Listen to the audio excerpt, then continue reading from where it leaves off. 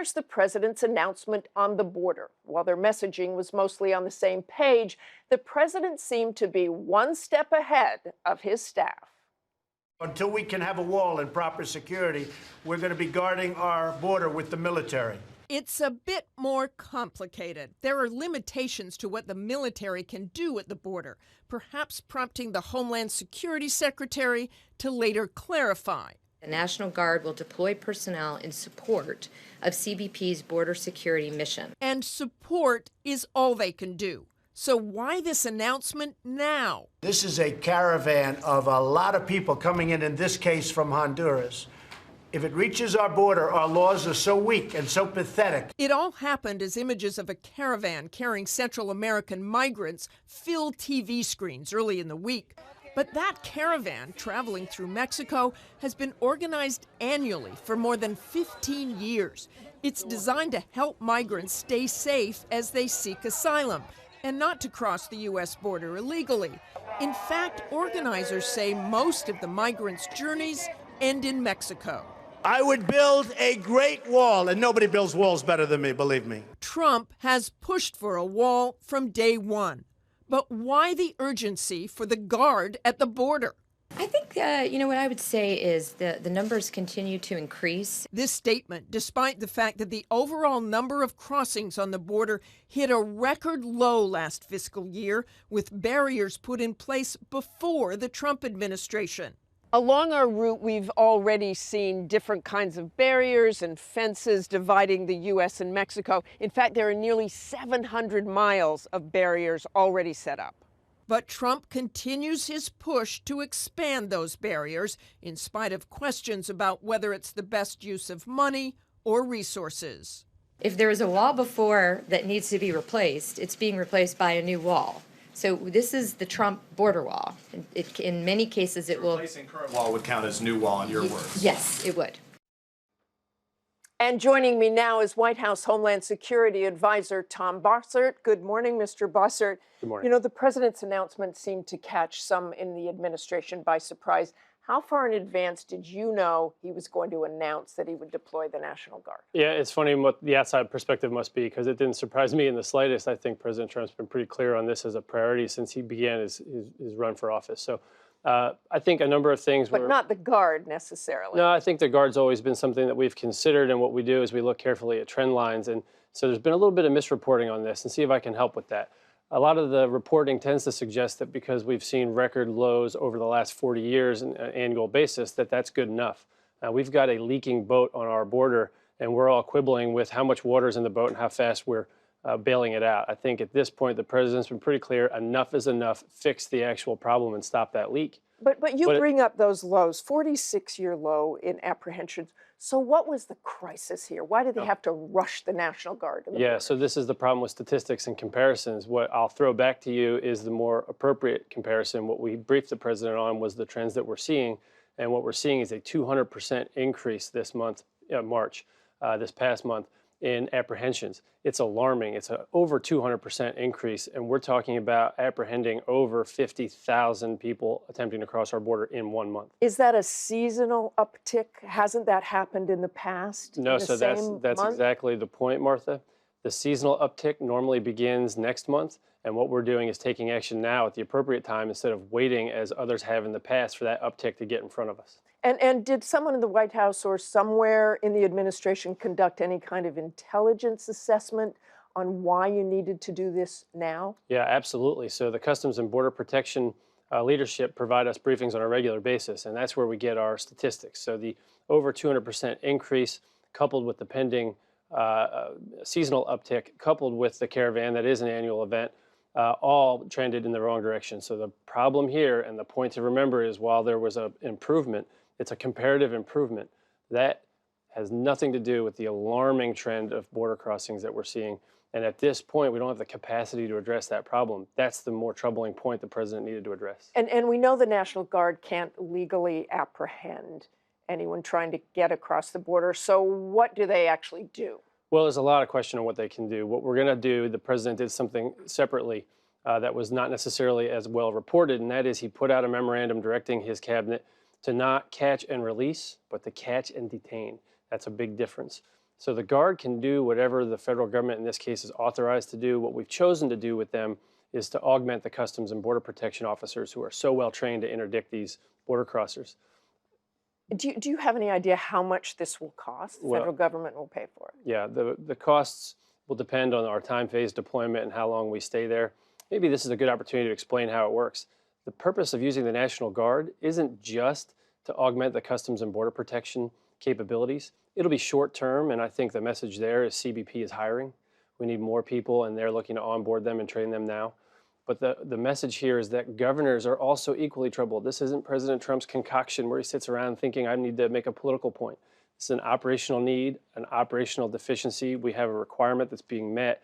Not only are the border states and the border governors complying and applying their National Guard resources, I bet when you're done with this, we're going to see the majority of governors of this country sending their Guard forces.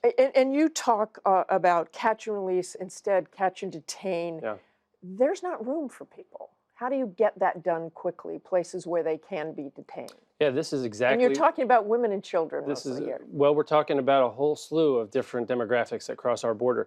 The most troubling and heartbreaking are the unaccompanied alien children who are sent here intentionally by their parents to get across the border to exploit all of the various loopholes you hear us talk about frequently.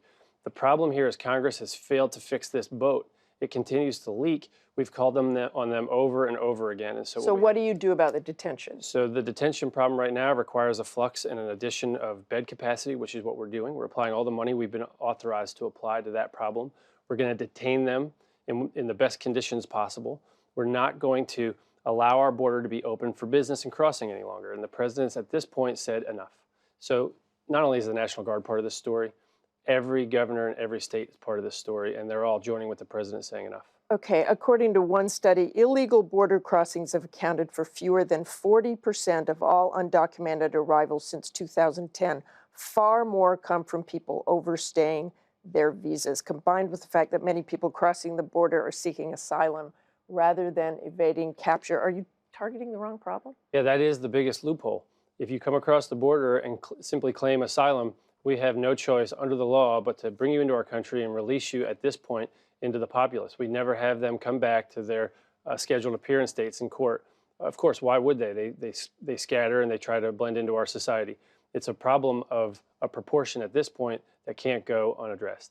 Now, with respect to your first question, Mexicans are by far the #1 foreign-born alien problem, but there's a number of other countries so that people don't misunderstand this as just a South and Central American issue. We've got immigrants, legal and illegal, coming from all over the world. But this is about the illegal ones. Okay, this started this week, these comments about that caravan. And President Trump said Thursday that on the journey coming through Mexico to the United States, women were being raped at levels that nobody has ever seen before. Do you have any sort of government data to back that up? Yeah, it's very difficult to collect because it's Mexican government data and they don't collect it. But it's at this point, well-known practice. And don't trust me. Well known by all the people in this trade and by the reporters in Mexico. I mean, Jorge Ramos is one that's been a critic of President Trump. And if you look at his pieces, they're alarming. Don't take me as the source, take him. We have at this point reached a sad state, his words, in which the price of entry for an illegal female entrant trying to sneak across our border is at this point rape. In fact, it's apparently a well-known practice among some of the female immigrants trying to come here illegally to start taking birth control. It is an absolutely heinous price to pay. So no government data. I just want to say that Sarah Sanders said the same thing, that it's unacceptable to the president that this happens. Is he planning on doing anything about it? I think he's doing the absolute #1 best thing he can do about it. He's actually stopping the problem. You have to send a red light. Stop coming, stop taking that journey. Let me tell you what else he's doing, though, because this isn't just about fixing the boat.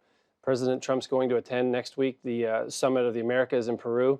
We have to change the dynamic in the Western Hemisphere, and he intends to lead the way on that.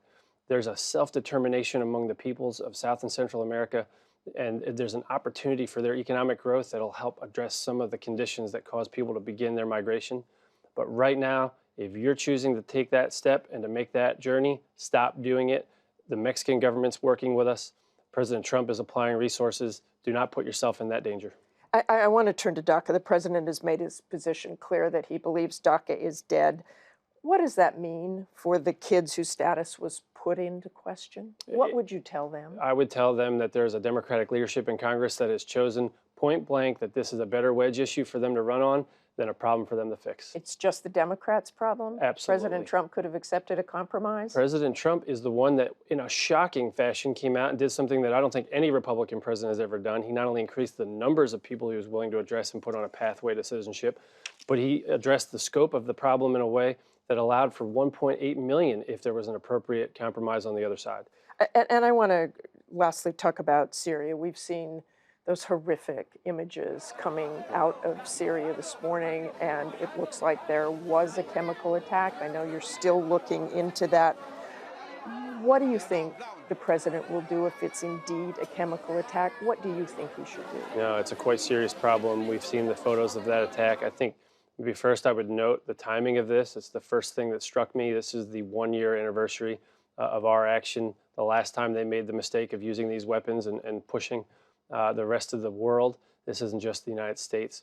This is one of those issues on which every nation, all peoples have all agreed and have agreed since World War II is an unacceptable practice. So is it possible there will be another missile attack? Yeah, I wouldn't take anything off the table. These are horrible photos. We're looking into the attack at this point. The State Department put out a statement last night, and the President's senior national security cabinet have been talking with him and with each other all throughout the evening and this morning, and myself included. Even though the president this week said, we'll leave this to others, we should get out of there. Well, I think the president's got a point that's been very clear, and I'm going to reiterate that point.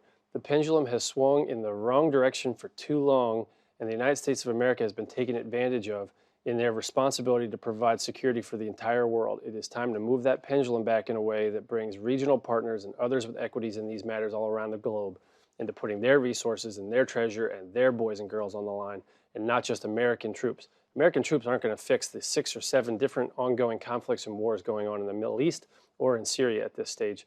We need regional partnership increased, and we need U.S. presence decreased. Okay, thanks very much for joining us, Mr. Bossert. Always great to talk to you. Thank you, Martha.